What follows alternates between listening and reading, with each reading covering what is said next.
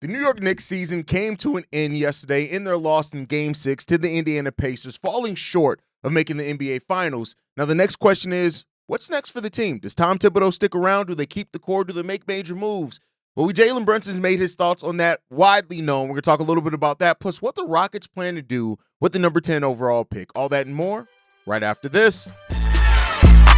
Welcome to the number one place for your daily basketball news and analysis, NBA Central. What's going on, basketball fans? Welcome to another episode of NBA Central, your number one spot for everything basketball related. I'm the host there, Hayes, but more importantly, you guys can follow the channel at NBA Central Pod on every social media platform we happen to be on. With that said, let's go ahead and get into this content for today, y'all. So the New York Knicks season came to an end yesterday at a loss to the Indiana Pacers, and shout out to the Indiana Pacers who are going to the NBA Finals to take on the OKC Thunder. And that's going to be an interesting battle to see what Coach Rick Carlisle cooks up as one of the best coaches in this playoff so far at adjusting to adjustments. I can't wait to see what the Pacers' scheme is, how they plan on handling the OKC Thunder, especially defensively and vice versa, what the OKC Thunder are going to try to do to the Indiana Pacers. Because one thing we know is that the Thunder are really good great at taking away what a team does best. So we'll see with all that, but we'll have previews of that going down on the channel later on today. With that said, today, though, I want to talk about what's next for the New York Knicks. Losing 125-108 to the Indiana Pacers to lose that series 4-2. They made it a lot farther than what I or many other people gave them credit for in this playoffs, mainly because of their record against the top teams in the NBA as a whole last season, right? And with some of the things going on, of course, that's raised some questions on what's next for head coach Tom Thibodeau. Now, depending on who you ask, you're going to get very different answers, right? I'm a Bulls fan. I love Tom Thibodeau as a head coach. Some of my favorite times as a Bulls fan was when Tom Thibodeau was coaching that team, right? Unfortunately, Tom Thibodeau is a coach that sometimes, if you look out through his history, basically he eventually runs his course, and you have to make your decision on what to do after that. And when he has officially run his course with your team, and it's time to move on to get somebody who can maybe raise your ceiling a little bit more.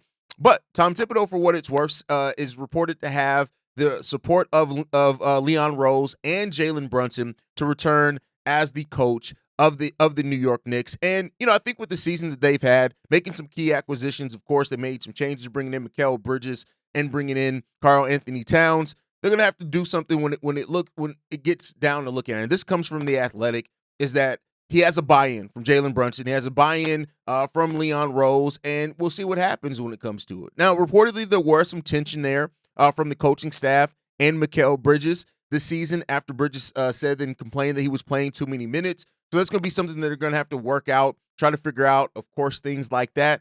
And, I think after an Eastern Conference Finals run is that you have to look at some things. Now, Tom Thibodeau himself also hinted at some big changes may be coming. Tom Thibodeau saying this: like you would do after every season, you take a step back, you decompress, you take a deep dive on the team, and then you analyze what you think you need to improve on. We have the draft, and then we have free agency. Then there are trades, and then there's internal development. Then it's the study and preparation for next season. So it's a big offseason for us. Big offseason. Now, I do like that he laid out basically every possible outcome, right? Talking about trades, talking about the draft, talking about everything that's at the disposal of the New York Knicks to try to improve their team. And much like every team, they should explore any and all avenues. The Knicks were a team that were disappointing to some during the regular season, even though they had a really good record, right? But they have things that they definitely need and areas that they can improve on, specifically defensively. And under a Tom Thibodeau coach team, defense isn't the thing that you necessarily expect to be the thing that they have to work on the most, right? And that they can look to grow in the most. But that's really what they do. Now, you look at the Mitchell Robinson, inserting him back into the starting lineup was something that they tried. They had some success with it during the season, during this postseason run, and maybe they want to look at how can they support that a little bit better. Having Jalen Brunson, OG Anunoby, Mikal Bridges, all that defense that they have on the perimeter is really good. But Jalen Brunson and Karl-Anthony Towns, they have their shortcomings when it comes down to it defensively. You kind of have to hope that those guys are going to step up. Even reportedly, right, is that Karl Anthony Towns' reported his defensive habits caused some frustration on that New York Knicks team. That one comes from Fred Katz of The Athletic, who pointed that out, is that his teammates were also worried that Towns did not understand the importance of the issue when it comes down to defense. That's crazy. So, you're going to have to work on those things and think of how much can you grow, how much can you develop those things, that internal development that Tom Thibodeau talked about. That's really what they're going to have to really look at and say. Now, Tom Thibodeau mentioned the draft. If I'm not mistaken, the New York Knicks don't have any draft picks. Now, that doesn't mean that they can't acquire some in trade. You look at the number of teams that have multiple first-round picks, especially at the end of that first round. There's picks that could be bought. There's picks that could be gotten for sure by any team that's willing to go out there and try to get them. It's just going to be difficult, and I don't know how much a draft pick is really going to help your team overall in this particular draft, but I guess we shall see what happens there. So overall, the Knicks are a team that they have some tough questions that they need to ask themselves. Now, for what it's worth, Jalen Brunson has already said that he wants to keep this team together. When he was asked if the team is confidence on the team's ability to get to the finals, he said this: overconfident. Seriously, there's not an ounce of any type of doubt that I'm not confident with this group. And sometimes it's just not your year, right? And they added 2 major pieces this season. And it's not like we haven't seen before that a team that adds major pieces maybe doesn't live up to the hype. And again, I don't even know if you could say that this season, but then it's even better after having a full offseason together, right? They traded for Carl Anthony Towns really towards the really close to the beginning of the season and training camp and all of that. So you have that to look at when it comes to it. So Tom Thibodeau, Leon Rose, everybody, they're going to have to look at this team tough and hard and decide what path do they want to do to try to improve. How much realistic improvement is here for this team to try to make the next step and maybe even get a little bit further next year, be a better regular season team. And how much of that makeup do they want to change? Do they want to mix up? That's going to be the question here for this New York Knicks team. They have a lot of salary, right? A lot of money tied into this team when it all comes down to it. Luckily, they're still under the second tax apron, which $8 million under the second tax apron. Don't overlook that. With all the players that they added, right? And the only players that they have that's unrestricted free agents: Precious Achiuwa, unrestricted free agent; Campaign, unrestricted free agent; DeLon Wright, unrestricted free agent; Landry Shamet. Everybody else, they can return. Marjon Beauchamp is a restricted free agent. Kevin McCullough Jr., restricted free agent, and those are guys that they can all look to move on from. So their core is still locked in. And the first player that they have to really worry about their core being up for a new contract is at the end of next season, Mikal Bridges and Mitchell Robinson, for that matter. So they have a large part of the team, and the players that Tom Thibodeau played the most is still under contract for next year. And so now, what do you do with that? Do you make moves? Signing trades are a possibility. You're going to have a decent amount of expiring contracts as well with Mitchell Robinson last year under his deal, the last year under Mikal Bridges' deal, which don't expect them to move on from Mikal Bridges, but they got some expiring contracts that they can look to move if they decide to do that part of it. They have sign and trade options if they decide to do that. So it's going to be an interesting offseason for the Knicks. But this is a team that was fun to watch during this offseason for sure. The Indiana Pacers just had their number. They were better prepared, better on both sides of the ball. And unfortunately, the Knicks weren't able to do enough defensively. And hearing that, his teammates are frustrated with him and Karl Anthony Towns, he's going to have to figure that the hell out. So we'll see what happens there. But let me know your thoughts down below. How much of this Knicks team would you return next season? And would you feel confident in maybe growth coming mostly from internal development, or will they have to look to do something else? And if not, who do you think is the most likely member of this New York Knicks team to be moved this offseason? If that's what it comes down to, and the Knicks make that decision to try to make another big swing by moving one of the players that they currently have under contract. Let me know that down below. Now, let's move on to the Houston Rockets, right? And there's been a lot of talk about what the Rockets are going to do at 10. We've already heard that they do want to try to acquire a star if it makes some sense for them, whether it's Kevin Durant, Giannis Antetokounmpo. These are guys that having the number 10 pick, having young salaries can all, make some sense there. But there's also still a chance that they do keep that, right? This one comes from Kevin O'Connor, right? As it stands right now, the Rockets hold on to the number 10 pick, but league sources believe the team is unlikely to stay put. Houston's deep roster could make it difficult for a rookie to carve out minutes, much like Reed Shepherd's limited role last season.